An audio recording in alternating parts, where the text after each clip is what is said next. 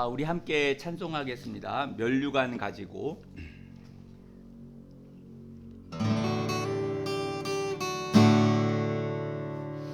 면류관 가지고 주 앞에 드리세. 저 천사 기쁜 노래가 온 땅에 퍼지네. 내 혼아 깨어서 주 찬송하여라. 온 백성 죄를 속하신 만왕의 왕일세. 면류관 가지고 주 앞에 드리세. 그 손과 몸의 상처가 영광 중 빛나네. 하늘의 천사도 그 영광 보고서 고난의 신비 알고자 늘 흠모하도다.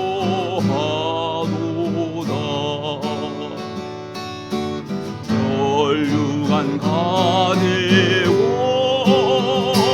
주 앞에 드리세. 온 세상 전쟁 그치고 참 평화 오겠네. 그 보좌 앞에서 온 백성 엎드려 그 한량없는 영광을 늘 찬송하도다.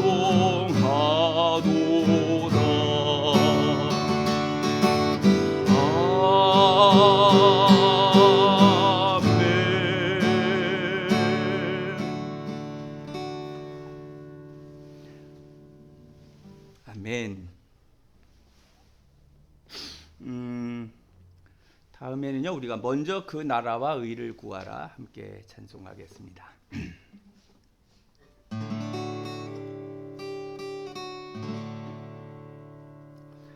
먼저 그 나라와 의를 구하라. 그 나라와 그 의를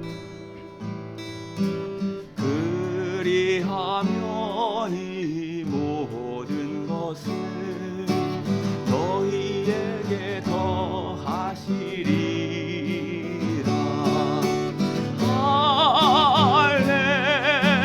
할렐루야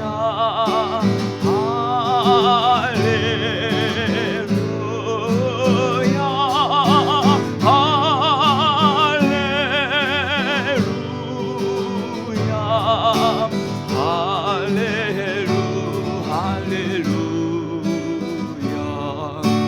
사람이 떡으로만 살 것 아니요 하나님 말씀으로.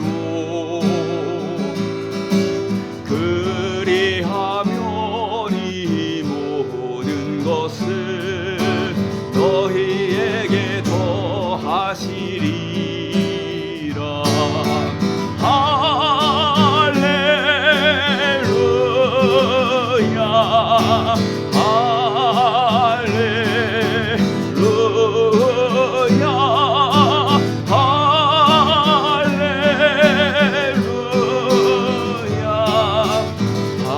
할렐루야 할렐루야. 구하라 그리하면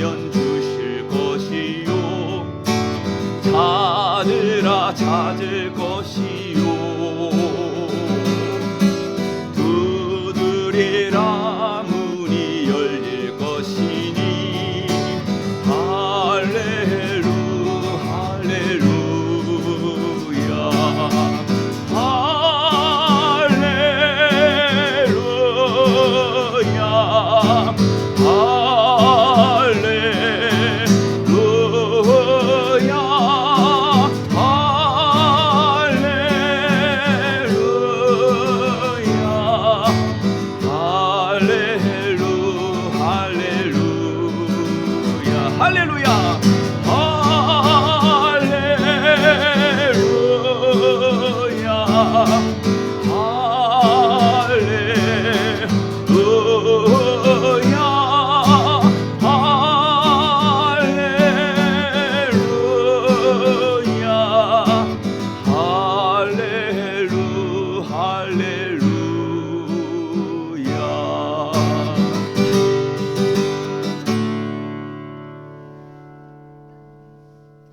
이거 가장 중요한 거예요. 가장 단순하거든요.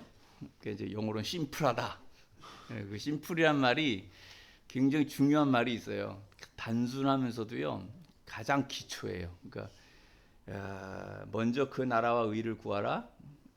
그리하면 이 모든 것을 너에게 더하신다. 사람이 떡으로만 살 것이 아니라 하나님 말씀으로 산다. 이게 되면 우리를 창조하신 그분께서 다 해주시겠다고 이루어 주시겠다고 말씀했거든요. 이거 근데 믿기가, 저는 이제 제 경험도 있고 사람들에게 그 말을 하는 거예요. 가장 단순한 말씀인데 이걸 믿어라. 이거를 믿으면 다른 것들을 다 할 수 있는 가장 기초다. 근데 이거를 안 하고 타협을 해버리거든요. 이 세상과 타협하고 적당히 이렇게 가려고 해요. 그러니까 다른 게 될 수가 없어요. 이 말씀 가장 중요하거든요. 가장 기초인데 이 기초를 딱 잡고 나면은 그 위에 하나님께서 베푸시는 게 보여요. 근데 이거를 안 하면 안 보여요. 보이는 척 할 뿐인지도 모르고 그런 모습들이 있는 거죠. 그래서 참 중요한 겁니다. 그는 여호와, 우리 함께 노래하겠습니다. 이스라엘 사람들 풍으로 제가 이걸 알고 있어요. 그래서 노래하면 이스라엘 사람들이 어떻게 하나님을 믿는가, 이제 그걸 늘 상상해 보게 됩니다. 그는 여호와 창조의 하나님, 그는 여호와 전능의 하나님, 길르앗의 향료요 반석의 하나님, 그는 여호와 치료의 하나님. 찬양하세 할렐루야, 찬양하세 오 할렐루야. 그는 여호와 전능의 하나님, 그는 여호와 치료의 하나님. 자존의 하나님, 아브라함의 하나님, 여호와 샬롬 평강의 하나님, 이스라엘의 하나님, 영원한 하나님. 그는 여호와 치료의 하나님. 찬양하세 할렐루야, 찬양하세 오 할렐루야. 그는 여호와 전능의 하나님, 그는 여호와 치료의 하나님. 여호와 이레, 그는 나의 공급자, 구원의 하나님, 우주의 하나님. 아들을 보내어 그를 증거하셨네. 그는 여호와 치료의 하나님. 찬양하세 할렐루야, 찬양하세 오 할렐루야. 그는 여호와 전능의 하나님, 그는 여호와 치료의 하나님.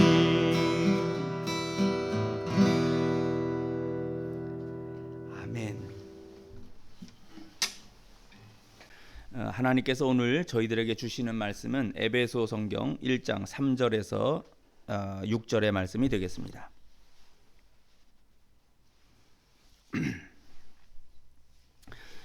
말씀을 봉독하겠습니다. 찬송하리로다 하나님 곧 우리 주 예수 그리스도의 아버지께서 그리스도 안에서 하늘에 속한 모든 신령한 복으로 우리에게 복 주시되, 곧 창세 전에 그리스도 안에서 우리를 택하사 우리로 사랑 안에서 그 앞에 거룩하고 흠이 없게 하시려고 그 기쁘신 뜻대로 우리를 예정하사 예수 그리스도로 말미암아 자기의 아들들이 되게 하셨으니, 이는 그의 사랑하시는 자 안에서 우리에게 거저 주시는 바 그의 은혜의 영광을 찬미하게 하려는 것이라. 아멘. 오늘 에베소 성경 1장 3절에서 6절의 말씀을 바울의 예정론이라 하는 제목으로 말씀을 생각하며 은혜를 받고자 합니다.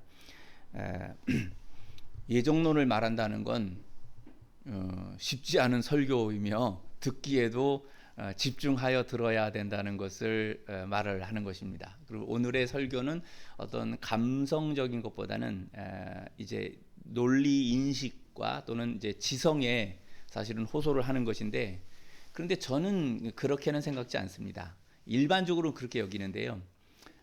그게 깊어지면요, 예정론에서 깊은 은혜를 받을 수 있습니다. 이것은 어떤 논리를, 기독교 신앙과 신학의 논리를 정립하고자 하는 것이 어떻게 보면 기초이긴 합니다.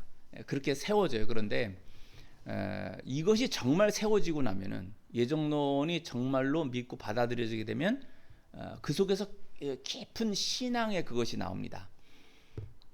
이렇게 말하면 좀 이상한데, 뭐 고기 중에서도 어떤 건 얕은 맛이 있고 어떤 건 깊은 맛이 있다고 그러죠. 고기 무슨 고기 잘 드시나 보네요. 이제 뭐 미식가는 아니고요. 그냥 이렇게 그 군침 돌죠. 고기 얘기하니까.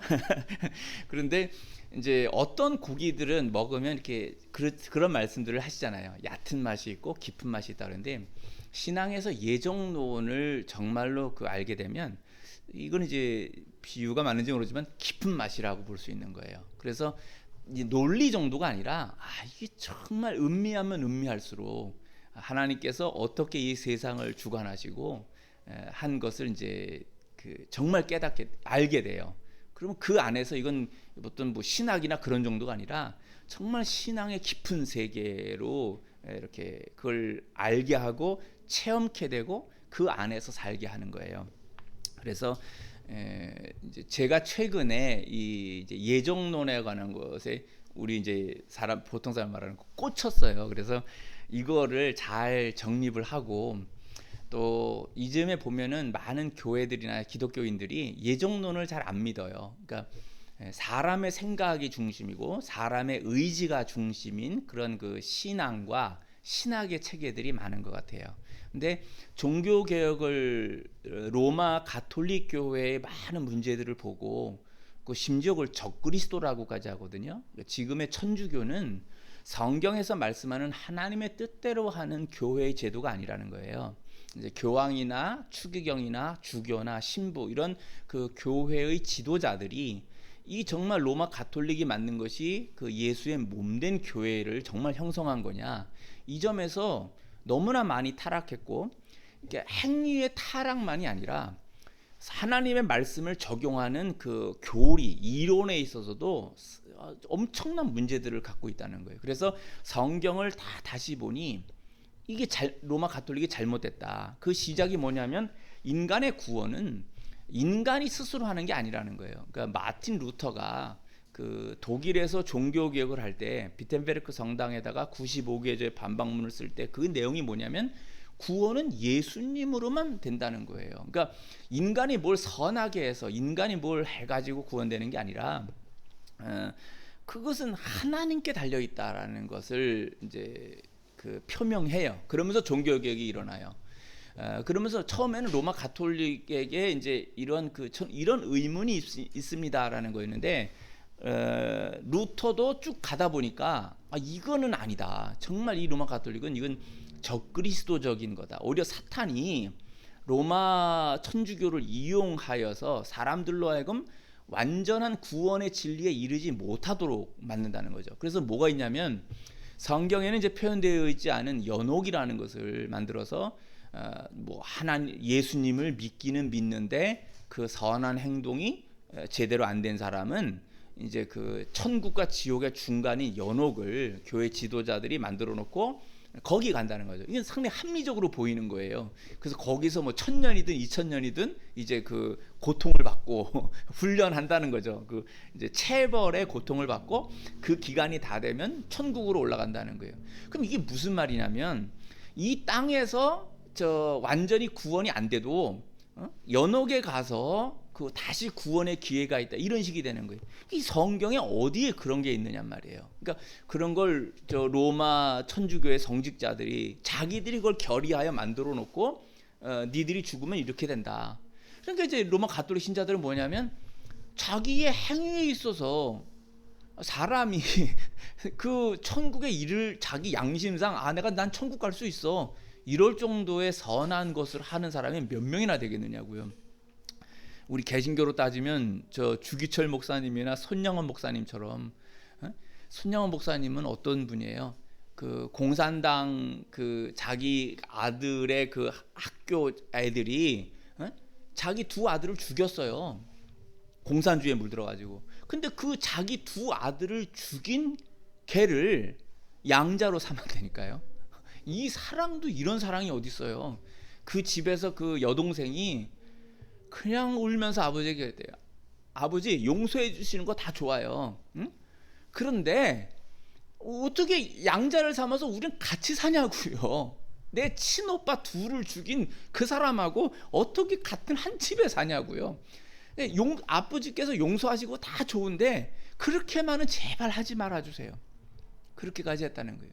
그러나 참 생각하면 가슴이 아프네. 그 목사님은 이게 주님의 뜻이다. 기도하니 주님께서 그렇게 말씀하시니까 그걸 따르는 거예요. 야, 지금 어떻게 그런 사랑이 나오죠? 그런 부분만 로마 가톨릭으로 따지면 천국 가는 거죠. 그 자격 조건으로 보면 손양원 목사님 또 주기철 목사님 같은 경우는 주의 말씀을 신사참배하라니까는 그걸 안 하잖아요. 끝까지 일본 사람들이 총칼을 들이대고 해도 끝까지 안 하신다고. 신앙의 그 정결함, 오직 주님만을 믿는 걸 그걸 지키고 나중에 그 말씀 들으니까는 그 형무소에서 그 저 실험, 그 세균 실험 이런 거로 돌아가신 거예요. 그 안희숙 사모님이라고 같이 있던 그 평양 산정형 교회에서 그 저 주일학교 교사를 하던 분이 나중에 이제 목사님과 결혼해서 사모님이 됐는데, 이 안희숙 선생님 그때는 이제 그냥 주일학교 교사셨으니까, 근데 이제 목사님하고 이제 잠시 같이 있었대요. 그때 그 이제 죽으면 죽으리라 그 글에 보면은 이제 얘기가 이렇게 서로 이렇게 떨어져 있는 감옥에서 얘기가 서로 할 수 있는데 이제 얘기를 하다가 목사님 뭘 잡수시고 싶으세요? 그랬더니 목사님 하시는 말씀이 그 이제 소고기를 미나리에다 이렇게 살짝 데쳐서 이렇게 해서 먹는 거, 그게 먹고 싶구만. 이제 그런 말씀을 하셨대요. 그 글을 읽으면서 그 평양에 있는 다른 사람들, 그 신사참배는 이거는 우상숭배가 아니라고 하면서 일본에 타협한 사람들, 그 사람들은 나중에 이 주기철 목사님의 목사직을 면직시켜 버렸다고요. 면직시켜 버렸어요. 이게 뭐 당신 목사 아니다. 왜 일본 국가가, 일본이 이제 우리나라의 국가가 나라가 됐는데 총독부에서 시키는 것을 하지 않느냐. 이건 저 우상숭배가 아니다. 그러면서 다 변절하고 한 사람들이 나중에 그 평양도에서 주기철 목사님의 목사를 면직시켜 버렸어요. 당신 목사가 아니라는 거죠. 그리고 그 사모님하고 애들이 그 사택에, 교회는 이렇게 사택이 있잖아요. 그거 나가라고. 참 몰인정한 거죠. 그 얼마나 가슴에 그 상처가 되겠어요. 주님 말씀을 지킨다는 게 쉽지 않은 거예요. 그렇게 해서 그 감옥에 계시다가 안희수 사모님 뭐 설교 준비한 거다 다른 것도 가서 죄송한데, 안희수 사모님은 나중에 그 감옥에 있을 때 이제 여자들 감옥에 있잖아요. 근데 서로 배고프니까 이제 또 그 먹는 얘기를 하는 거야. 더 배고파지는지 모르지만 그 사과가 먹고 싶다고, 여자 성도들이니까 이제 사과가 먹고 싶다고 이제 여자 성도들끼리 얘기를 하는데, 간수가 그 말을 들었는지 썩은 사과를 한 푸대를 갖다 주더래. 근데 그게 그렇게 맛있더래. 썩은 사과를 먹는데 그게 썩은 사과로 안 느껴진다는 거예요. 그게 그렇게 싱싱한 그 사과보다도 더 달고 맛있게, 하나님 감사합니다, 이거 먹고 싶다고 말씀을 드렸더니 사과를 보내주셨습니다. 신앙을 지킨다는 게 목숨 걸고 믿어야 되는 거예요. 예수는 교회를 다닌다는 게 너 목숨 걸고 예수를 믿어야 되는 거지, 그렇게 어영부영하는 거 그거를 신앙이라 할 수 없죠. 말이 좀 이상한데, 그런데 로마 가톨릭에서 보면 그런 사람들이 구원이 되는 거죠.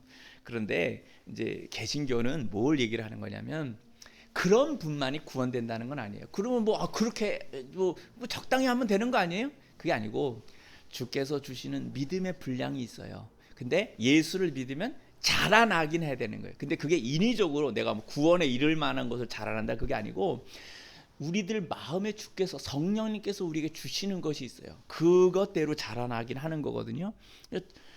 그런데 개신교는 정확하게 뭐냐면 내가 인위적으로 뭘 이만큼 해야 구원된다는 게 아니에요. 좀 전에 말했지만 성령님이, 내가 예수를 믿으면 성령이 내 안에 들어오시고 그 성령님께서 내게 말씀을 하세요. 그 성령님께서 말씀하시는 것을 순종하면서 사는 거예요. 그러니까 어떤 이는 아주 높은 데로 올라갈 수도 있고 어떤 이의 신앙은 좀 낮을 수도 있어요. 그러나 각각의 하나님께서 주신 분량에 맞추어서 자신의 삶에서 그것을 최선을 다하면서 가는 거예요. 그러므로 구원은 내가 어느 정도의 행위를 해서 이루어진다는 것이 아니라 그분께서 내게 주시는 은혜를 맞춰서 내가 정말로 예수를 믿느냐. 그런데 이걸 정말로 믿으면 어디까지는 사실은 되냐면 목숨을 던지는 데까지 돼요. 계시록에 보면 구원에 이르는 신앙은 두 가지가 있는데 하나는 순교의 신앙이에요. 예수님 앞에 흰 옷을 입고 나타나는 자, 하나는 순교한 자들이에요. 그 다음 두 번째 뭐냐면 그 순교로 가진 않았지만 오히려 살아있는 게 더 힘들 때가 있어.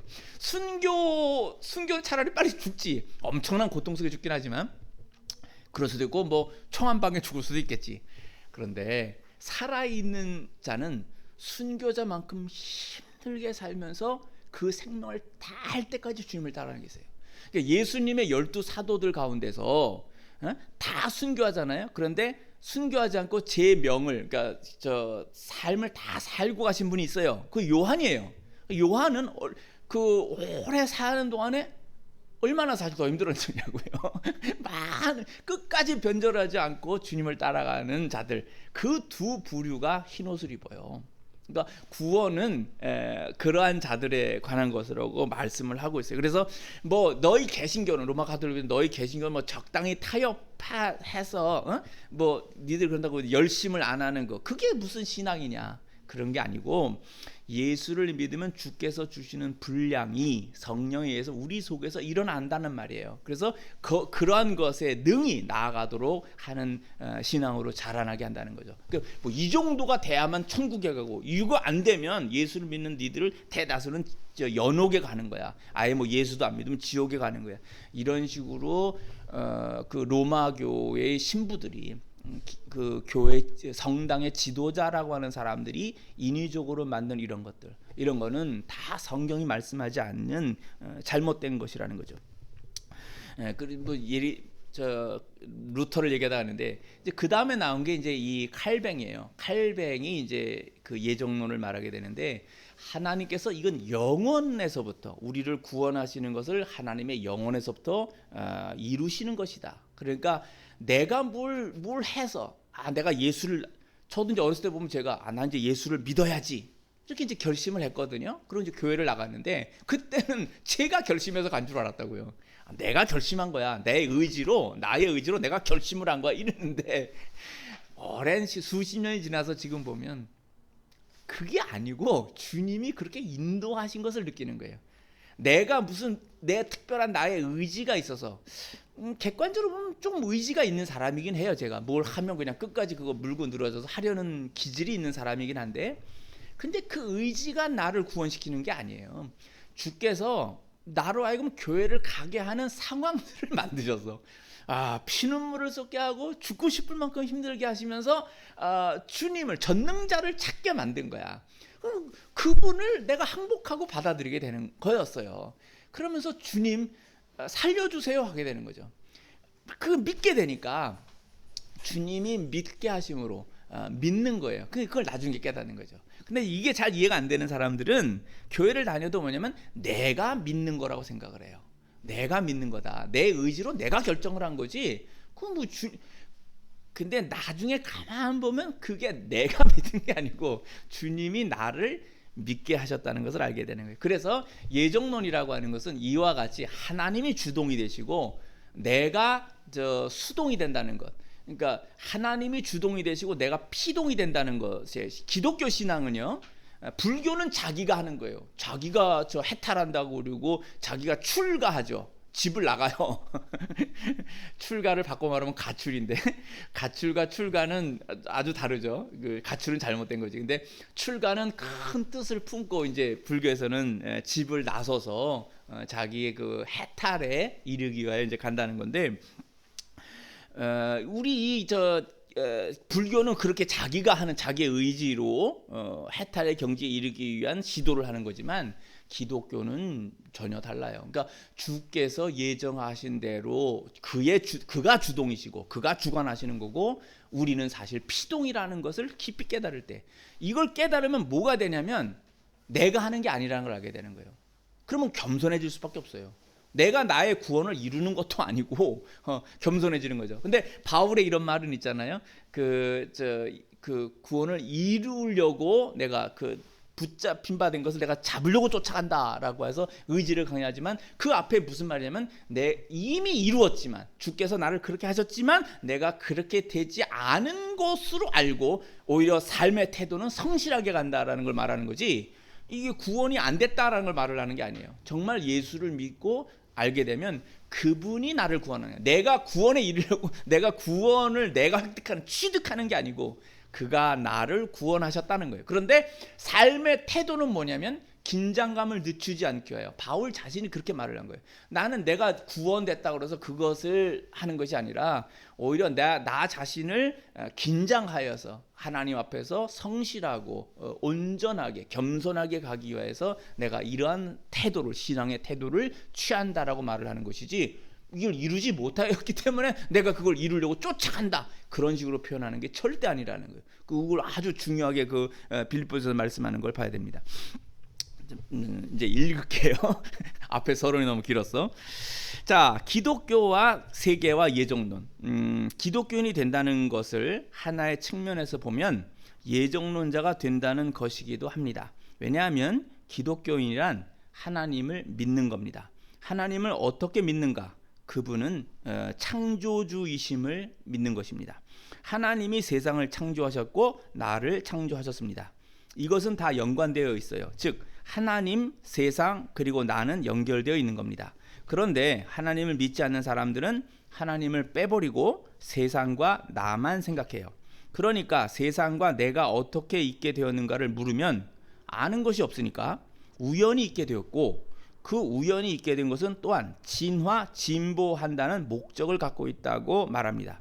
근데 이게 말이 되느냐 이게. 우연히 만들어진 게 우연히 이렇게 결합되어 갖고 생명체가 되고 인간까지 진화되어 왔다라고 말을 한다면, 우연히 된 게 왜 진화를 하는 그 어떤 방향, 프로세스, 진행 과정 같은 걸 가져야 되느냐라는 거예요. 우연히 된 게 왜 이 진행 방향이 되고, 지금 사람들의 머릿속에는 우리가 뭐가 있냐면 다 진화한다, 진보한다라는 생각을 갖고 있어요. 안 믿는 사람들의 머릿속에 대다수는 우리의 과학, 기술, 문화, 문명, 인류는 진화하며 진보한다는 생각을 갖고 있는 거예요.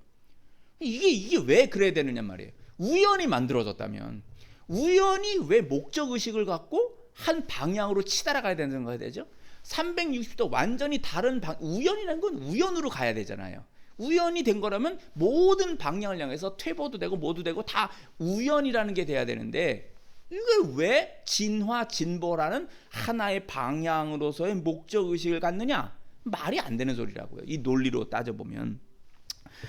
그래서 진화나 진보 등 목적의식을 갖는다는 것은 그런 목적의식이 있도록 정한 존재가 있어야 돼요. 논리로 따지면. 그렇게 되도록 하는 그런 체계가 있어야만, 어떤 명령 체계가 있어야만 그게 되는 거지. 그게 없는데 그렇게 된다는 건, 우연히 만들어진 게 그렇게 간다는 건 논리상 말이 안 된다는 거죠. 그러므로 세상과 사람이 목적의식을 갖는다면 그것은 세상과 사람을 창조한 존재가 있음을 뜻합니다.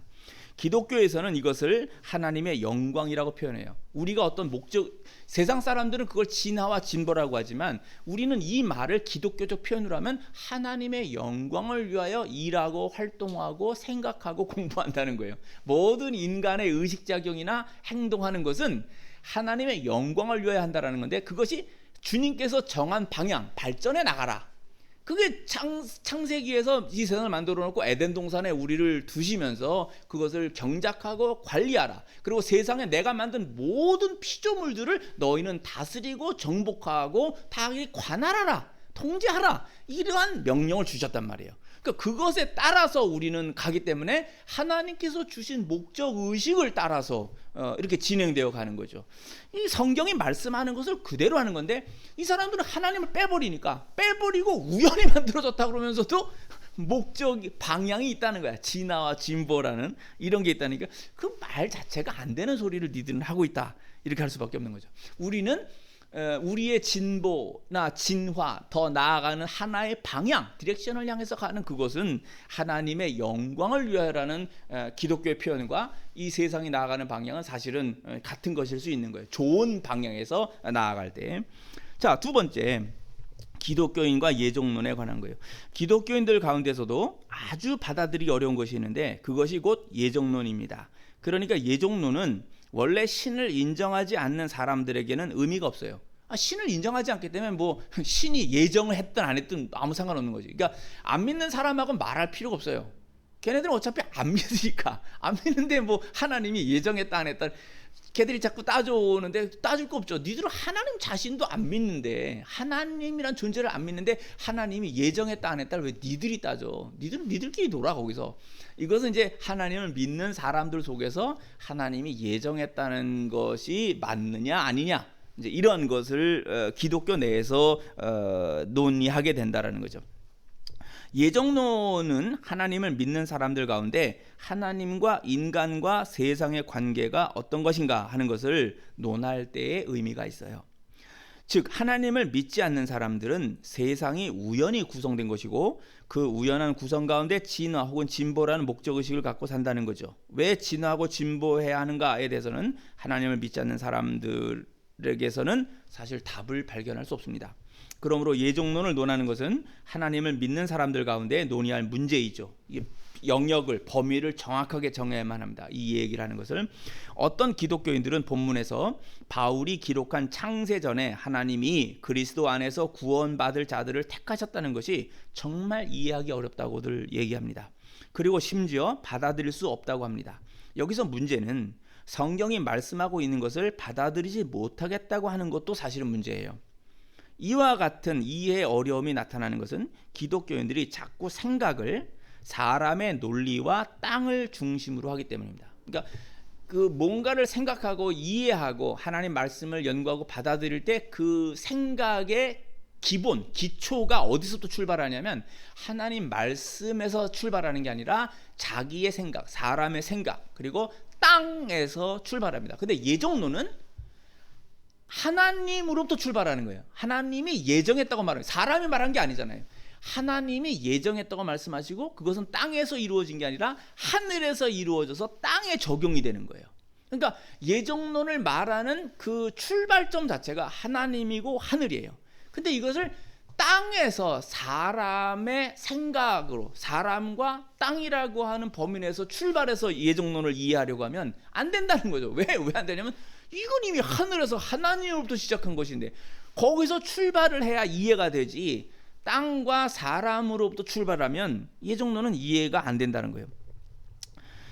그러니까 땅에서 사람의 생각을 기반으로 하면 예정론은 절대 이해될 수가 없죠. 교회에서 예배를 드리는 많은 사람들이 사실 하나님과 하늘을 중심으로 하는 이 예정론을 제대로 인식하지 않고 땅에서 사람의 생각으로 하나님의 뜻과 계획을 해석하며 신앙한다고 하고 하나님께 예배를 드리고 있어요. 이게 심각하다는 거예요. 그러니까 하나님과 하늘에서 시작된 그의 계시에서 우리가 설교도 하고 찬양도 하고 기도도 하고 예배를 해야 되는데, 자, 잘 보세요. 예수님도 기도하실 때 뭐라 했어요? 당신의 생각을 쭉 하나님께 말씀드려요. 그런데 내 뜻대로 마옵시고 아버지의 뜻대로 하시옵소서. 이 잔을 내게서 지나가게 하옵소서. 이건 예수님의 뜻이에요. 그런데 그러나 제 뜻대로 마옵시고 아버지의 뜻대로 하옵소서. 세상의 모든 것이 움직이는 것은 사람의 뜻대로 움직이는 게 아니라 아버지의 뜻대로, 아버지의 계획대로, 하나님께서 구상하신 대로 움직이게 하시옵소서. 이게 신자의 뜻이란 말이에요. 그런데 사람이 자기 생각과 땅에서 한 것을 가지고 이거 해달라 그러고 하나님의 것이 무시되어지면 큰일 난다는 거죠. 예배 자체에도 우리의 모든 해석과 이것이 하나님으로부터 오는 계시가 중심이 되어져서 예배가 되어야 되지, 사람의 해석과 생각이 중심이 되어져서 예배가 되는 것이라고 한다면 이건 큰일 날 모습이라는 거예요. 그래서 그냥 우리가 예배는 다 똑같아 보이죠. 다 그냥 이렇게 뭐 경건해 보이고. 여러분, 로마 가톨릭처럼 경건해 보이는 게 어디 있어요? 성당에 가면요, 저는 이제 직접 가지는 않았지만 영화 같은 거 보면 예수 그리스도 막 이러면은 예수 그리스도 데오 상투스 아멘 이러고 성가다가 딱 저 복장 검은 옷 신부님이 쫙 입고 사람들이 아주 거룩하게 서서 라틴어로 예수 그리스도 데오 상투스 아멘 이러면은 그 분위기에 그냥 다 이렇게 되죠. 그러니까 분위기가 신앙이냐? 그것도 중요하긴 해요. 그런데 분위기만이 신앙이라고 하면 아니라는 거죠. 근데 개신교는 조금 뭐 돈이 없고 가난하고 이제 옛날에 그랬었지. 그 막 이렇게 좀 그런 경건해 보이지 못하는 모습, 거룩해 보이지 못하는 모습일 수도 있어요. 저도 그런 건 별로 좋아하진 않아요. 근데 요즘 이제 비판하면 요즘 개신교가 더 화려해졌다고 그러죠. 성당에 다니는 분들이 이제 신부님들이 뭐라 하냐면, 야, 니들 목사들이 우리보다 더 화려해. 니들 마치 옛날에 우리 저 중세 시대 때 타락한 것처럼 니네 지금 그렇게 타락해 있어. 할 말이 없어요, 거기에 대해서. 그러니까 무슨 말이 또 하나 나왔냐면, 야, 우리 가톨릭은 1000년이 지나서 썩어서 니네 로마 마틴 루터나 칼빈이나 찔빙글이나 이런 사람들이 이제 들고 일어나서 종교개혁을 했어. 우리 1000년 지나서 썩었어. 니네 개신교 지금 500년 지났는데 썩지 않았니? 야, 우린 1000년이라도 그렇게 끌고 왔는데 니네는 지금 500년 됐는데, 마틴 루터의 종교개혁이 1517년에 됐는데 지금 겨우 500년 지나서 니네 개신교는 이게 예수의 몸된 교회냐는 소리 비판 듣고 있어. 옛날에 20년 전에 제가 선교 나가기 전에 운동권 애들이 뭐라 하냐면 강남에 있는 교회에다 화염병 던지겠다고 그랬다고요. 아니, 교회가 지금 운동권 학생들한테 화염병 받는다는 소리를 내가 20년 전에 선교 나가기 전에 그 소리를 듣고 나가는데, 감히 예수의 몸된 교회, 이제 건물로서의 교회 그렇게 할 수는 있지만 교회라고 인식을 하잖아, 우리 건물로서의. 근데 거기다 화염병을 던지겠대. 근데 그게 먹혀. 이 사회 그럴 수 있다라고 사람들이 생각을 한단 말이에요. 얼마나 썩었으면 이런 소리를 우리가 듣고 있느냐고. 감히 그런 말이 나왔을 때 안 믿는 사람도 너 죄받아, 너 벌받아 임마. 교회다 어떻게 화염병 던진다는 소리를 해. 이런 소리를 들어야 되는데 얼마나 이게 지금 한심하냐고요. 진짜 우리 그 개신교가 회개해야 될 부분들이 많이 있죠. 말이 또 좀 딴 데로 가는데요. 자, 그래서 이제 우리가 하나님께 드리는 것은 하나님의 뜻과 하나님의 계획에 맞춘 그분을 중심으로 한 예배를 해야 된다는 거예요. 예배는 항상 내 사람이 중심이 되면 안 돼요. 그건 인본적인 예배예요. 그러니까 로마 가톨릭의 그런 그 미사를 드린다고 하는 이것들, 그러니까 그 미사라는 건 예배하고 다른 거거든. 왜 다르냐면 걔네들은 맨날 다시 예수를 죽이는 거예요. 제사는 히브리서에서 이미 폐하해졌다 그러거든. 왜냐면 예수님이 단번에 자기를 제사로 드렸기 때문에 더 이상 구약 성경에서 말하는 동물을 죽여서 드리는 제사를 드릴 필요 없다. 피는 예수 하나님의 아들이 이 땅에 와서 흘리신, 십자가에서 흘리신 그 피로 그 제사는 끝났다는 거예요. 그리고 그분을 기념하는 예배는 가능하지만 미사는 뭐냐면 제사를 드리는 거거든. 그걸 거기서 직접 동물을 죽이진 않지만 예수의 그 십자가에 대한 것을 그 미사란 이름으로 계속 반복하는 거예요. 그 이건 문제가 있는 거란 말이에요. 그런 식으로 주님을 예배하는 게 아니고 제사를 드리는 거다라고 한다면 심각하죠. 그 교리 하나님 말씀에 대한 해석을 전혀 잘못하고 있는 그런 게 된다는 거예요. 그래서 사람의 생각과 사람의 해석이 중심이 되어져서 이 땅의 어떤 저 기독교의 체제나 제도가 그 정착되고 그냥 그게 맞는 줄 알고 따라가게 되면 큰일 난다는 거죠. 또 하나 이제 로마 가톨릭의 심각한 건 마리아를 숭배하는 거잖아요.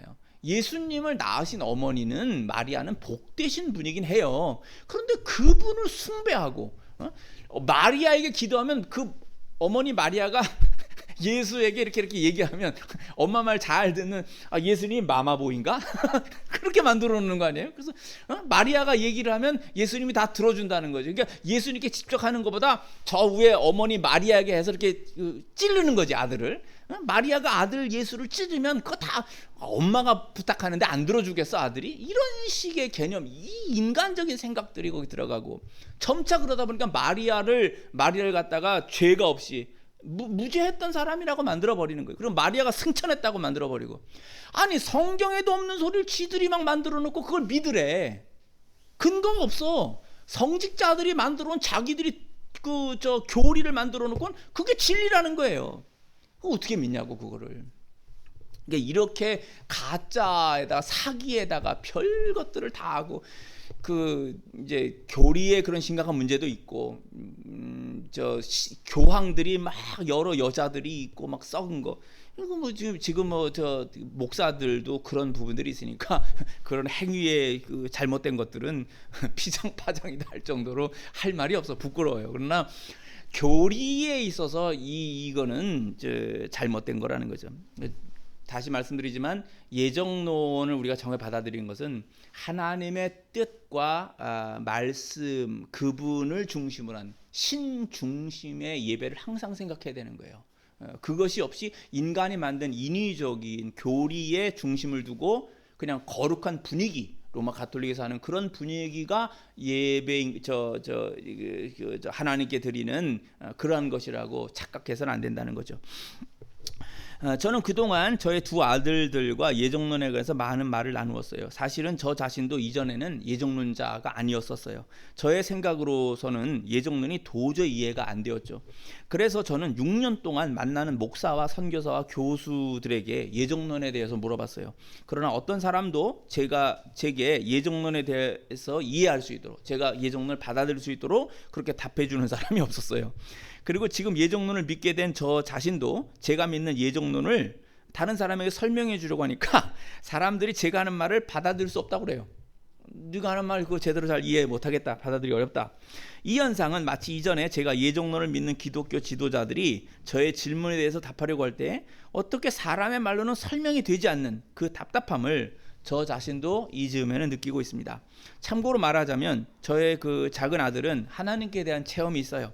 그러니까 이 아이는 절대로 주님을 부인하지 않죠. 아마 신앙을 부인하지 않는다면 죽이겠다고 할 때 그냥 죽여라 순교의 일을, 그런 그 신앙이 있죠.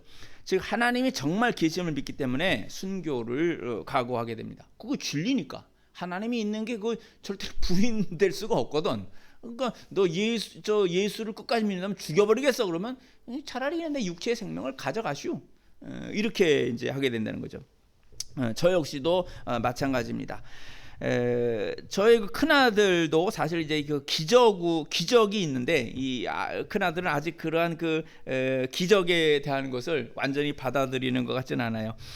게다가 인간의 논리로는 모순이라고 여겨지는 이 예정론을 믿으라고 아버지면서 목사인 제가 말하니까 큰아들은 이 예정론을 받아들이기가 매우 곤란하다, 어렵다, 아직은 그렇다는 거죠. 그건 저도 그랬어요. 엄청나게 제가 예정론에 대해서 분노를 했었다니까. 나는 그게 안 받아들여요. 이게 뭐냐, 이런 비논리적인 것이 이렇게 있을 수가 있는가, 이렇게 해놓고 이거를 말할 수 있는가, 엄청나게 제가 그랬었죠. 그래서 저희 아들도 이제 지금은 막 엄청나게 그러는데 이런 애가 예정론을 딱 받아들이려면 저보다 더 할 거예요. 이제 그걸 이제 오히려 이제 저보다 더하게 그 예정론을 잘 설명하는 그런 사람이 되겠죠.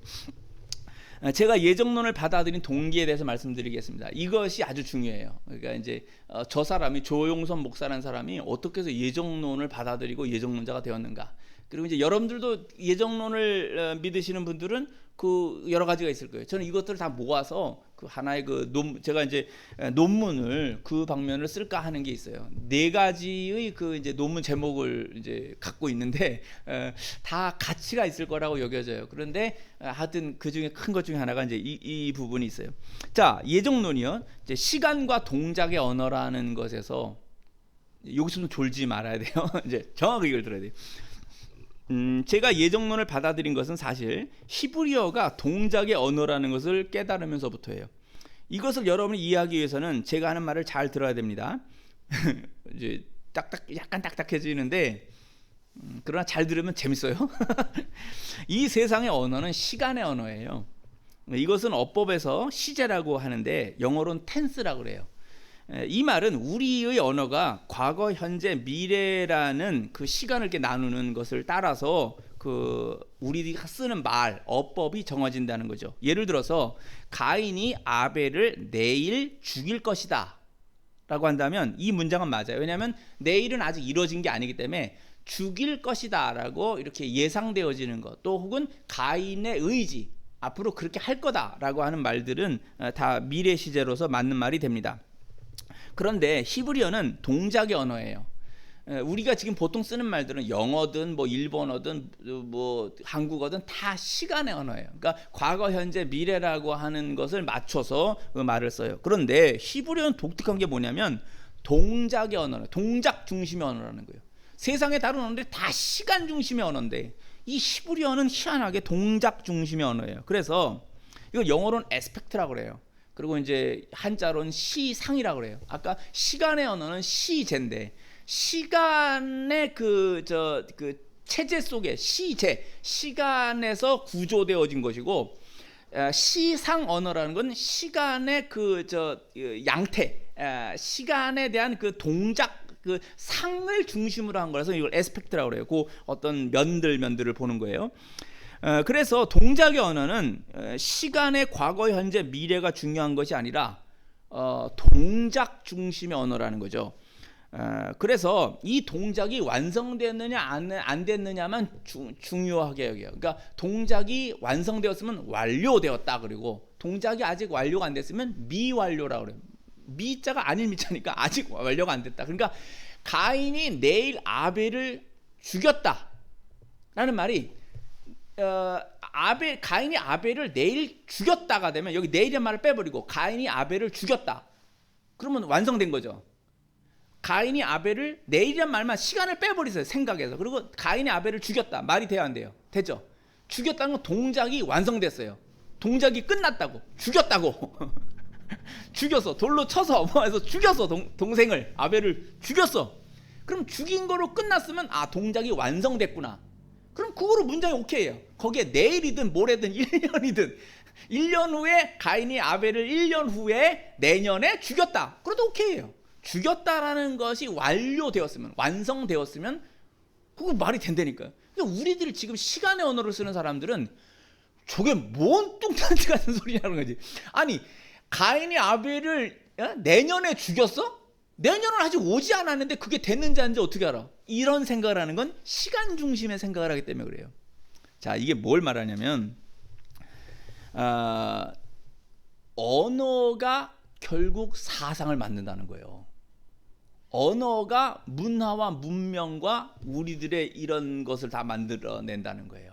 이걸 이제 언어 구조주의라고 하는데 소슈르라고 하는 언어학자가 이런 말을 했어요. 제가 중학생 때인가 고등학생 때인가 그 교과서에서 본 기억을 해요. 근데 그게 정확하게 기억을 하는지 모르겠는데 하도 신기해서 어렸을 때 본 그 문장인데 그게 아주 희한해가지고 잊어먹지 않고 제가 계속 기억을 하고 있었던 거예요.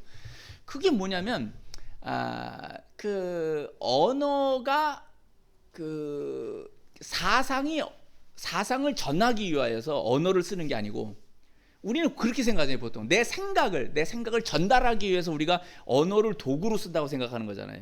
내 뜻을 쟤에게 전달하기 위해서 나는 중간에 내가 이런 말을 하는 거야. 이렇게 하는데 소시르라고 하는 언어학자 뭐라고 얘기했냐면 언어가 생각을 지배한다는 거예요. 생각을 전하기 위해서 언어를 도구로 쓰는 게 아니라 내가 도구로 쓴 그 언어가 내 생각과 사상과 나의 표현을 다 지배한다는 거예요. 그래서 그게 어렸을 때 그런 말을 보면 이게 무슨 말이야? 언어가 내 사상을 만들어? 언어가 내 생각의 이 스트럭처 구조를 만들고 언어가 결국은 이 우리들의 문명과 문화를 만드는 거야? 뭐 이런 말이 있지? 전혀 이해가 안 갔었어요. 근데 이거는요 성경의 그 창세기 11장 바벨탑 사건하고도 다 연결되는 거예요. 하나님이 인간의 언어가 하나이기 때문에 언어가 하나일 때는요 말하는 거하고 쓰는 언어가 하나였을 때 얼마나 엄청난 일들을 했냐면 우리가 탑을 쌓아서 하늘에다가 올려고 우리의 흩어짐을 면하자. 하나님의 명령은 뭐냐면 너희가 내가 만든 이 세상에 다 편만하라는 거예요. 편지하라. 다 흩어져서 내가 만든 모든 창조한 것들을 다 관할하고 통치하라. 그러니까 내가 만든 땅에 니들이 다 있어라라는 게 하나님의 뜻이란 말이에요. 그런데 신할 평지에 모였던 인간들이 뭐라고 했냐면 노아의 방주 이후의 사람들이 우리는 신의 뜻을 안 따라가겠다는 거죠. 우리는 여기 다 모여 있겠다라는 거예요. 인간이 모여 있으니까 이게 힘이 나는 걸 느꼈거든. 인간이 모여서 지금도 우리가 이 사회 서울 같은 도시들 메트로폴리탄이라고 하는 거대 도시를 이루면 거기에 엄청난 힘이 있잖아요. 이게 강원도 상간벽지에 있는 사람들하고 같을 수 있어? 여러분 서울에 몰려있는 힘하고 강원도 태백산맥에 이 띄엄띄엄 있는 만약 거기에 이렇게 있다면 그 힘이 같아? 다른 거예요. 전혀 다른 거예요. 사람이 몰려있으면 뭉쳐있을 때 엄청난 힘이 나오는 거를 신할평지 사람들이 안 거란 말이에요. 근데 거기 언어가 하나였어. 그러니까 하늘에다가 탑을 쌓고 신의 뜻을 반대하는 against 뜻을 버리고 우리들의 뜻 흩어짐을 면하자. 인간들이 하나의 표를 만들어냈다고. 그리고 그걸 목적으로 그냥 계속 갔단 말이에요. 하나님의 벌이 뭐였냐면 번개로 막 다쳐서 죽이는 게 아니라 이 자식들 그러면서 하는 게 아니라 얘네들이 하는 짓을 이게 언어가 하나이기 때문에 이게 금지할 수가 없겠다. 이게 엄청난 거라는 거지. 언어가 하나가 됐을 때는 인간의 힘이라는 게 이게 금지할 수가 없겠구나. 그래서 언어로 흩어나 버렸어. 그랬더니 탑 쌓는 게 그치고 언어가 통하는 사람들끼리는 이 같은 그 무리의 의식이 생기는데 언어가 안 통하는 사람들끼리는 이게 의심이 생기는 거야. 이거 있죠. 중국말에 칠팔로마 그러잖아요. 니 칠팔로마 이러면은 너 밥 먹었냐 이러는데 얼핏 들으면 우리 뭐로 들려고 해? 욕하는 거로 들리잖아요. 러시아에서 무슨 스키 하잖아요. 그랬더니 이놈을 스키 하는 거로 욕하는 거로 들린다는 거죠. 무슨 스키 하는 게. 그러니까 오해가 생긴단 말이에요. 한국인이 그걸 들으면 한국말에는 스키 이제 뭐 새끼 이런 말로 돼서 욕하는 소리로 들려버리니까 쟤는 뭐라고 인사를 했는데 무슨 스키 하고 했더니 이쪽에 들을 땐 저 자식이 욕을 했어. 이러면서 결혼 원정기가 하는 영화 재밌는 게 하나 있었는데 거기 보면은 무슨 중앙아시아 쪽에 결혼을 위해서 이제 갔던 한 시골 농부인 사람이 있는데 거기 언어가 뭐 다 잡아뜨려 이런 말이 있나 봐요. 무슨 이렇게 안녕하세요 뭐 이런 표현 인사 말인데 다 잡아뜨려. 그 무슨 한국어는 다 잡아뜨려 이런 말이잖아요. 표현이 그렇게 들리는 거예요. 그러니까 이제 말이 엄청난 재밌는 얘기도 만들어내고 또는 이 오해가 생겨서 이게 갈라져 버린단 말이에요. 그러니까 더 이상 언어로 흩어났을 때 지어서 올라갈 수가 없었어요. 그 언어가 갖고 있는 힘이 뭐냐는 걸 이미 창세기 11장에서 말씀하고 있다고요. 근데 이거를 제가 예정론을 이해할 때 뭐냐면 히브리에서 좀 전에 말했던 가인이 아벨을 내일 죽였다. 우리들의 시간의 언어에서는 도저히 받아들일 수 없는 비논리의 언어. 이건 어법상 틀렸어요. 이걸 X를 근다고. 그러나 히브리에서는 이 말이 맞는 거예요. 동작이 그러니까 이게 얼마나 생각의 차이를 만들어내냐고.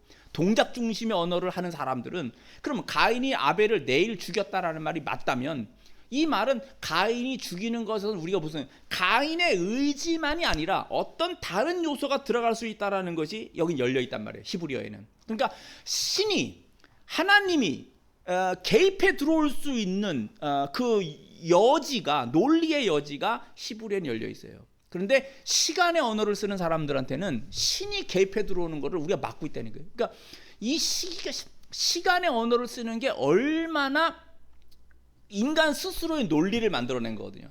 그러니까 좀 전에 말했지만 가인이 아벨을 내일 죽일 것이다 해서는 하나님이 들어올 여지가 없어요. 왜냐하면 가인의 의지와 생각만이 중심이 되는 거예요. 내일이 되면 가인이 아벨을 죽일 것이다. 이것은 가인의 의지만이 중심되어 있다고. 그러니까 이 시간의 언어는 인간 중심의 언어라는 거예요. 이미 자체가 그렇게 되어 있기 때문에 신을 경배하고 신 중심으로 신을 주동으로 하는 곳으로 가기에는 이 언어가 벌써 우리들은 그걸 콱 막아버려요. 그러니까 성경을 지금 시간의 언어를 쓰는 우리들이 이 성경을 읽으면 하나님이 역사하시고 하나님이 주관이 되시고 하나님이 주동이 되셔서 뭘 하고 우리가 피동이 된다는 것 자체가 거부가 되는 거예요. 그 자체를 못 받아들이게 되는 거예요.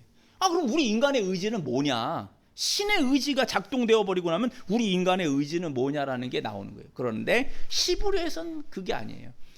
가인이 내일 아벨을 죽였다. 내일인데 아직 되지 않았는데 내일 아벨을 죽였다는 말이 될 때는 하나님께서 인간의 시간의 역사와 공간의 역사로 들어오는 게 열려 있어요. 그게 벌써 인식의 차이를 만들어낸다고요. 자, 그래서 언어 자체가 얼마나 큰 힘을 갖고 있는 거냐면 영어를 쓰는 영국인이 영어를 쓰면 그 영국 언어에서 영국의 문화 문명과 사상을 만들어요. 한국인은 한국어를 쓰기 때문에 우리들의 이 문화 문명이 만들어지고 중국인은 중국의 문화, 일본인은 일본의 문화를 만드는 거예요. 만일에 백인이 어떤 그 백인이나 흑인이나 미국 원래 그 신분의 사람이 만약에 이제 한국에 와서 아주 어렸을 때 언어를 배우기 전에 갓난아기 때 와가지고 뭐 한국의 집에서 자라나게 됐다. 이제 이렇게 보세요. 이 아이는 자라면서 영어를 몰라요.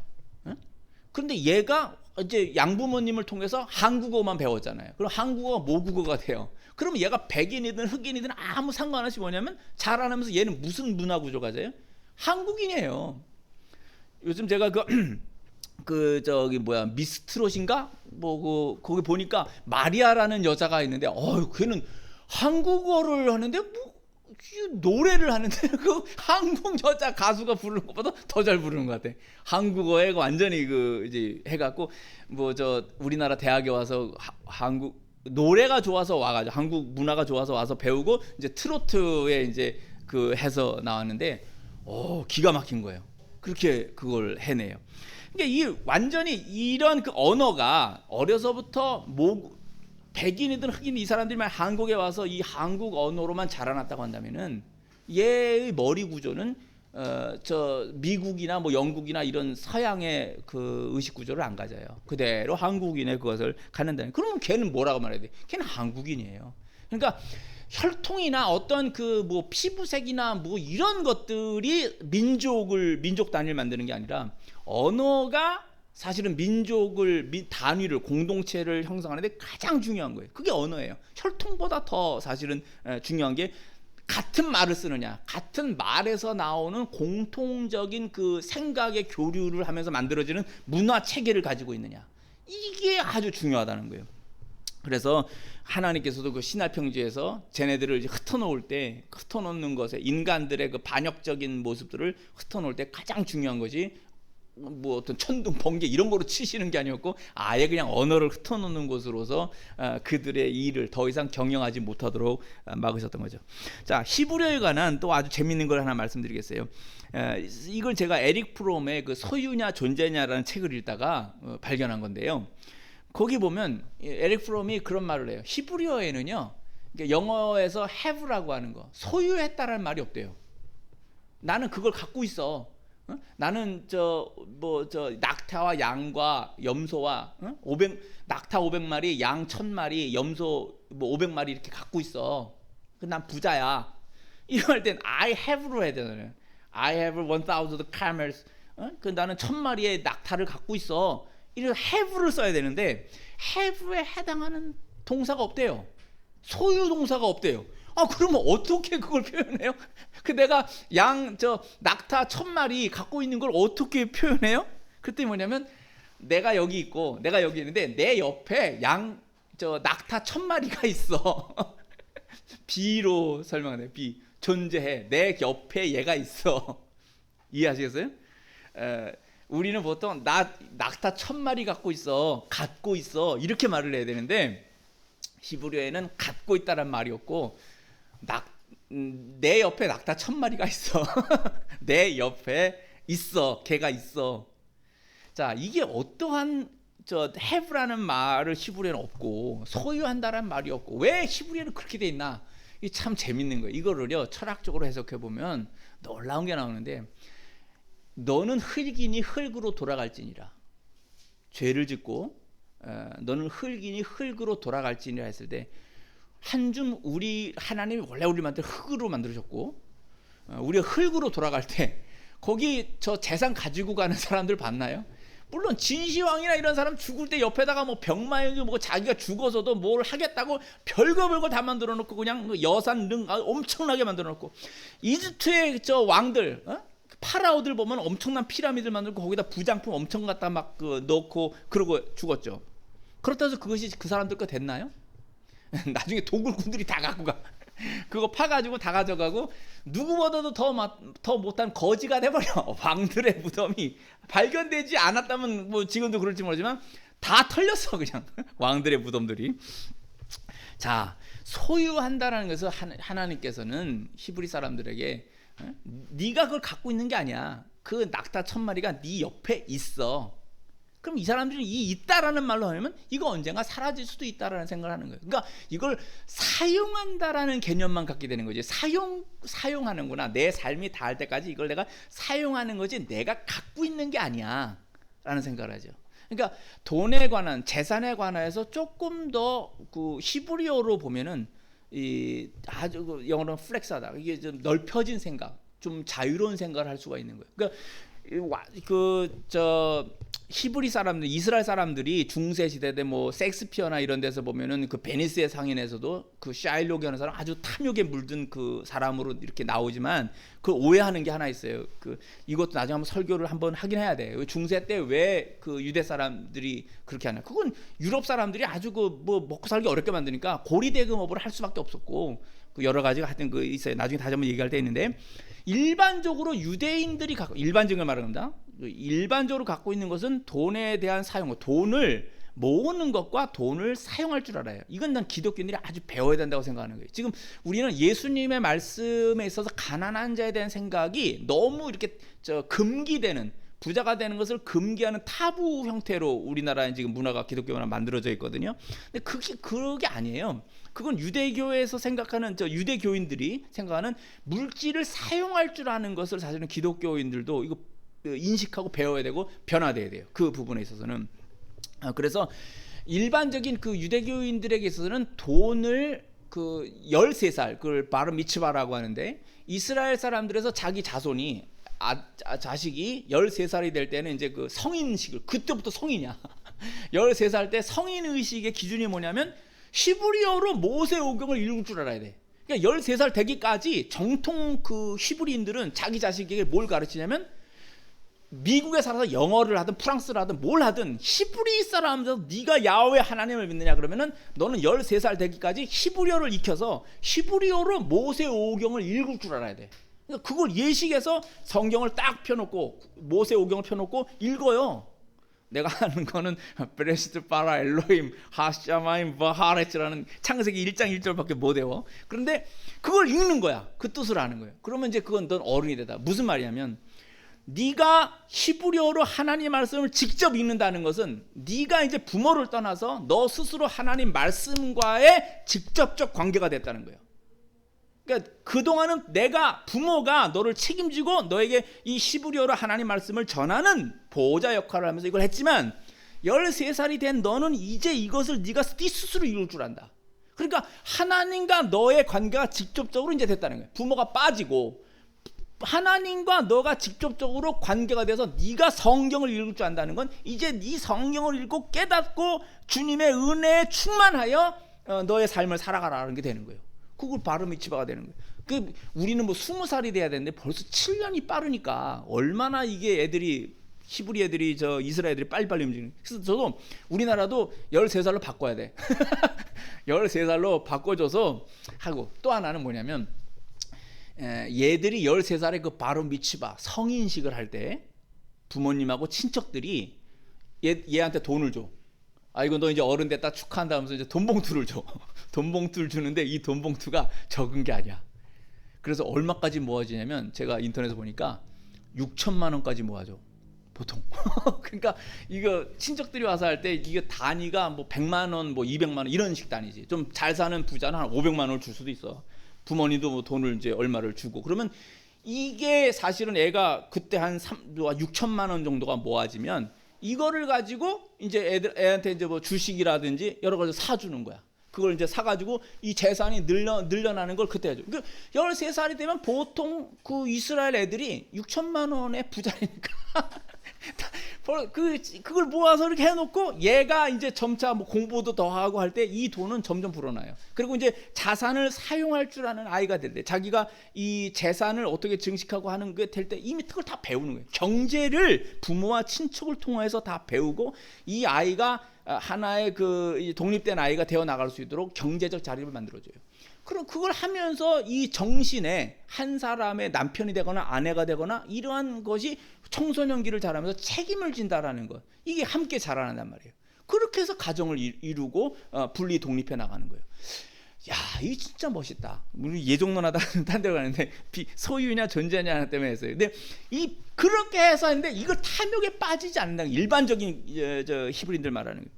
탐욕에 빠지지 않고 그것을 이 재산이 내가 갖고 있는 게 아니라 얘가 내 옆에 있어. 이거를 사용하는 거예요. 이건 모든 건 여호와의 것이고 내가 사용한다라는 개념을 갖고 있죠. 그러니까 내가 먹고 살고 또 이것을 잘 활용하는 것에 자연스럽게 히브리어는 그 생각을 주는 거예요. 이런 생각을 유사하게 개신교에서 갖고 있는 게 바로 짱 칼뱅이에요. 칼뱅주의, 이 예정론의 가장 핵심은 짱 칼뱅의 생각 속에 뭐냐면 직업소명설이 있어요. 직업소명설이라고 하는 것은 이 너희가 도둑질하고 매춘, 남의 것을 훔치는 짓하고 남의 뺏는 강도 뭐 이런 짓들이 다 이게 도둑질해야 되는 거예요. 남의 것을 정당한 노력 없이 뺏는 짓과 몸을 팔아서 매춘을 해서 버는 돈은 이건 나쁜 거예요. 이거는 성에서 치질 않아요. 그거는 부정한 방법이라는 거예요. 그런데 그거 이외에 그 직업으로서 노력을 하고 뭐 여러 가지 저 자본주의에서 이자를 내는 거 이것도 다 정당한 거로 봐요. 그거는 이제 기독교나 이래서 저 인도의 간디는 그 재산을 그 불로소득이라서 그걸 좋지 않은 거로 봐요. 내가 땀 흘리지 않은 것을 버는 것을 하는데 유대교는 전혀 그렇게 보지도 않아요. 이자는 반드시 예수님도 그 5명, 2명, 1명의 그 일꾼들을 말할 때 달란트 비유를 하실 때 1달란트는 너는 네가 그 재산을 활용하는 것이 힘들었다면 은행에라도 맡겨서 내가 돌아왔을 때 이자라도 남겨놨어야 되는 거 아니냐. 이 말씀 하시거든요. 그거 나쁘지 않다는 거예요. 그건 정당한 것이고 재산을 활용하여서 그 이자가 늘고 하는 이 자본주의에서 이런 모습들은 자본주의가 아닌 예수님도 이건 있었고 그걸 다 정당하고 당연한 거로 본단 말이에요. 근데 이 개신교에서는 이것이 아주 좀 문제가 있어요. 잘못되어 간 부분이 있단 말이에요. 그래서 칼뱅에도 직업소명설은 열심히 벌고 번 것을 저축하고 내가 내 돈 버니까 내 맘대로 쓴다는 게 아니에요. 우리 한국에서 저 청부론 깨끗한 부자라고 해서는 그런 건 좀 잘못된 거예요. 그런데 검소하게 내가 사는 것, 내가 번 돈이니까 내 맘대로 쓴다라는 건 청부론의 그 기준은 좀 문제가 있어요. 뭐냐면 칼뱅이 얘기하는 건 내가 잘 벌어서 돈이 있어도 나의 삶을 위한 건 항상 검소하라는 거예요. 겸손과 검소함, 이게 기독교인의 재산이라든지 경제에 대한 그런 생활에 대해서 아주 중요한 것이 되는 거예요. 생각하지 못한 걸로 이제 좀 가는데 소유냐 존재냐, 히브리 사람들이 갖고 있는 내가 가진 게 아니라 이게 내 옆에 있다라는 생각, 그리고 짱 칼뱅이 말을 하는 직업 소명설, 내가 가진 직업은 하나님께서 내게 주신 것이다. 그게 정말로 믿어지면 그 직업에 뭐냐면 전문인이 돼야 돼요. 내가 음악 교사면 전문인이 돼야 돼. 거기서 누구한테 뒤지지 않는다. 음악 교사로서 나는 누구한테 뒤지지 않는다. 내가 음악을 가르치는 데는 최고야. 용서하고 들어주세요. 저는 설교에 있어서 제가 갖고 있는, 저 그렇게 생각, 진짜 좀 그렇게 생각해요. 난 누구랑 설교해서 나 안 뒤져. 이렇게 생각해요. 제 주관인지 모르지만 저는 어떤 명설교를 내가 설교자인 목사인 나의 설교와 내가 가르치는 것에서 난 누구에게 안 뒤져. 그게 내가 갖고 있는 프라이드예요. 내가 이 세상 나는 그렇게 될 거야. 그게 내 세상 명예를 위한 게 아니라 하나님 말씀을 전하는 자로서 내 속에 있는 것은 그거예요. 혹은 내가 최고가 아니라 할지라도 난 최고를 향해서 늘 달려가. 적어도 이 생각 갖고 있어요. 그러니까 우리가 가진 직업에 대하여서 그 직업에 난 최고야. 그리고 최고가 될 거야. 항상 이 생각이 있어야 되는 거예요. 그리고 그거 자기 하나님께서 내게 주신 직업을 아주 그 중국말로 그걸 항자라는데 전문인이 돼야 돼요. 전문인. 누가 뭐라고 해도 이 방면에 관해서는 걔한테 말해봐. 걔 그거 완전 전문이냐. 그 소리를 들을 수 있는 직업인이 돼야 된다는 거예요. 이 기독교에서 우리가 모든 기독교 신자들이 젊은이들이 지금 자기들의 다 직업을 갖고 살 때 그냥 나 이거 돈 벌어서 먹고 살기 위해서 나 이거 하는 거야. 좀 더 돈을 벌기 위해서 하는 거야. 그런 건 아니에요. 우리가 하는 것에 있어서 직업이라는 것은 내 그 모든 걸 걸어서 하나님께 내게 주신 것을 한다. 이런 게 있어야 되는 겁니다. 정말 예정론하고 좀 딴 데로 갔지만 히브리 언어가 갖고 있는 그 문화 이런 것들이 있다는 걸 말씀드렸어요. 자, 그 다음에 그러므로 이제 하나님의 그 계시가 히브리어로 기록된 것은 동작의 언어이기 때문에 하나님이 그 개입해 들어오시는 것이 매우 그 유용해, 그게 아주 그 가능한 거예요. 그래서 있고요. 자, 예정론 이해의 한계는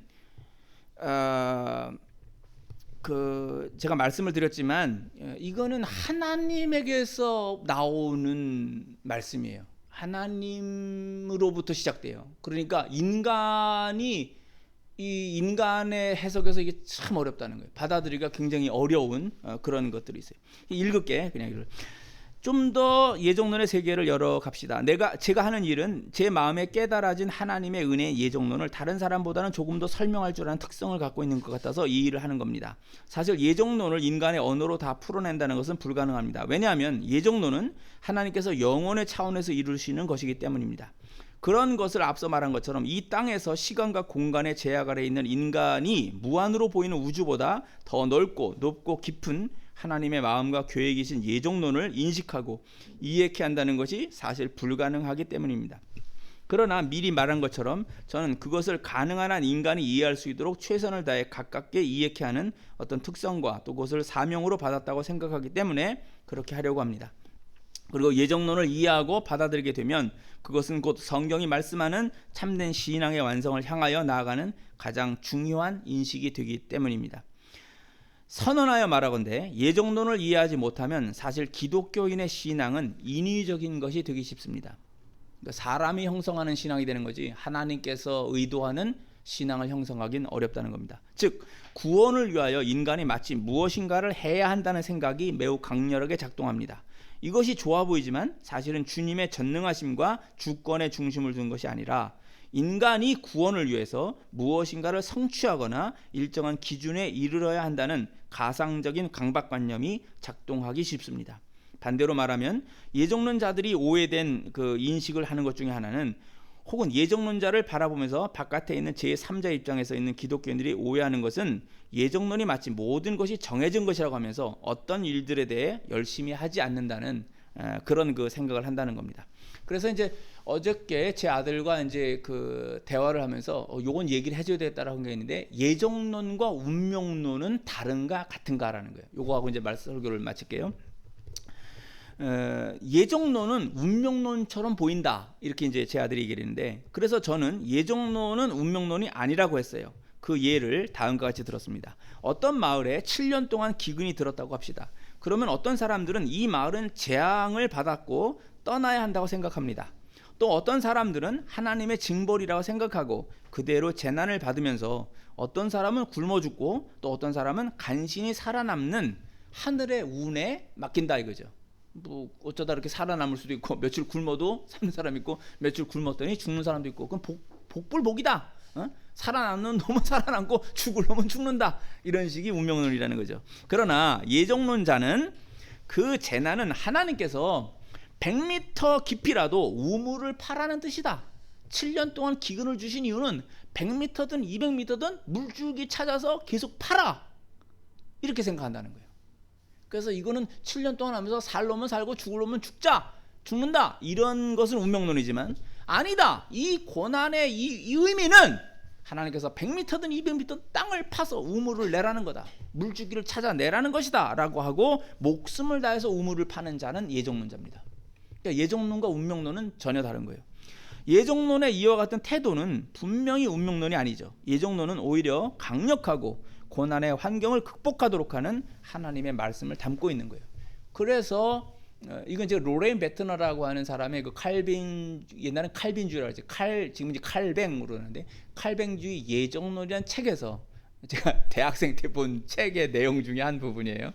그 7년 뭐 기근, 이거는 이제 제가 그냥 더 덧붙인 건데, 예정론과 운명론은 다른 것이다라는 것을 정확하게 말하고 있습니다. 그래서 전혀 오해하지 말고 오늘 드린 말씀을 길게 이렇게 쭉 갔지만 제가 유튜브에도 올려놓고 하니까 다시 한번 들으시고, 다음 주에 만약 또 되면은 예정론과 과학과 연결해서 제가 이제 제 아내하고 제 아들에게는 한번 이제 토론을 하는데, 이거 내가 기가 막힌 거 발견했어 하고 했는데, 그 이제 나중에 제가 논문 쓸 때 들어가야 된다 생각해요. 더 연구를 해서. 그러니까 미분 적분, 수학의 미분 적분까지 연결을 해서 그 예정론을 이제 그렇게 해석하는 것이 있는데, 그걸 한번 얘기를 해야 될 것 같아요. 그래서 시간이 기회가 되면 다시 한번 더 예정론과 이 현대의 그 과학이나 수학 이런 것과 어떻게 연결돼서 우리에게 오는가, 이것을 다시 한번 더 살펴보도록 합시다. 오늘은 여기까지 우리가 보고요. 우리 모두가 진심으로 나의 생각과 논리가 아니라 하나님의 생각과 하나님의 계획에 맞춘, 이 말 한마디 할게요. 우리 인간학을 하는 게 아니잖아요. 무슨 말이냐면 신학을 해요. 그리고 신앙하는 겁니다. 신학은 신에 관한 학문이지, 신을 학문하는 거지, 인간이 자기 생각을 해서 신을 만들어내겠다, 내가 신을 이런 식으로 이렇게 곁들여서 표현해내겠다, 그거 아주 무서운 생각이에요. 신학자들이 지가 신을 이렇게 그 각색해내겠다, 그리고 아주 독특하니까 멋있는 것처럼 보이지, 다 잘못되고 그 다 벌받을 짓들 하는 거예요. 그게 아니라 성경에서 주님이 계시하신 말씀에서의 그 하나님이 어떠한가, 이거를 찾아내고 이것을 해석하고 이것을 설교하는 것, 이게 신학자와 목사와 선교사들이 해야 될 일이라는 거예요. 그거를 넘어서는 짓을 하면 그건 벌받아요. 아주 그 큰일 날 짓을 한다는 것을 알아야만 합니다. 그래서 예정론은 신을 중심으로 한다, 하나님을 중심으로 한다는 게, 그가 말씀하셨기 때문에, 그가 말씀은 창세 전에 우리를 그리스도 안에서 우리를 택하셨다는 말씀이 도대체 뭐냐, 이걸 깊이 갖고 나아갈 수 있는 저와 여러분이 될 수 있기를 바랍니다.